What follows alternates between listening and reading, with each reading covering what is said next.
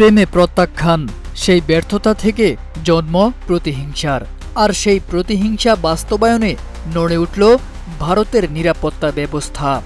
Cyber হুমকি, বোমা হামলার বার্তা, বিমান বিধ্বস্ত হওয়ার দাবি, সব কিছুর পেছনে ছিলেন একজন নারী প্রযুক্তিবিদ, যিনি ভালোবাসায় ব্যর্থ হয়ে নিজের মেধাকে ব্যবহার করেন ভয়ঙ্কর এক উদ্দেশ্যে। চেন্নাইয়ের রোবোটিক্সে প্রকৌশলী রেনে জোশিল্ডা 2022 সাল থেকে আন্তর্জাতিক প্রতিষ্ঠান ডেলওয়েটে কর্মরত ছিলেন। তিনি দীর্ঘদিন ডিভিজি প্রভাকর নামে এক ব্যক্তিকে ভালোবাসতেন, কিন্তু তার সম্পর্কটি ছিল একতরফা। গত ফেব্রুয়ারিতে প্রভাকর অন্য এক নারীকে বিয়ে করলে মানসিকভাবে ভেঙে পড়েন রেনে। শুরু হয় প্রতিহিংসার পরিকল্পনা। পুলিশ জানায়, রেনে একাধিক ভুয়া ইমেল আইডি তৈরি করে ভারতের বিভিন্ন স্থানে বোমা হামলার হুমকি দেন। এসব বার্তায় ব্যবহৃত হয় প্রভাকরের নাম, ভিপিএন, ভার্চুয়াল নম্বর ও ডার্ক ওয়েব।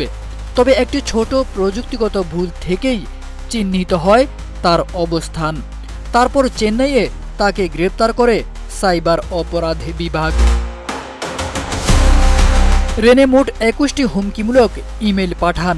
এর মধ্যে ছিল Narendra Modi stadium, BJ medical college, আহমেদাবাদের একাধিক স্কুল সহ দেশের 12টি রাজ্যের গুরুত্বপূর্ণ স্থান।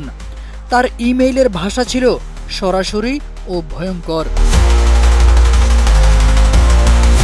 গত 12 জুন আহমেদাবাদের বিজে মেডিকেল কলেজের পাশে একটি এয়ার ইন্ডিয়া বিমান বিধ্বস্ত হয়, যা রেনের এক হুমকির সঙ্গে মিল রয়েছে বলে পুলিশের দাবি।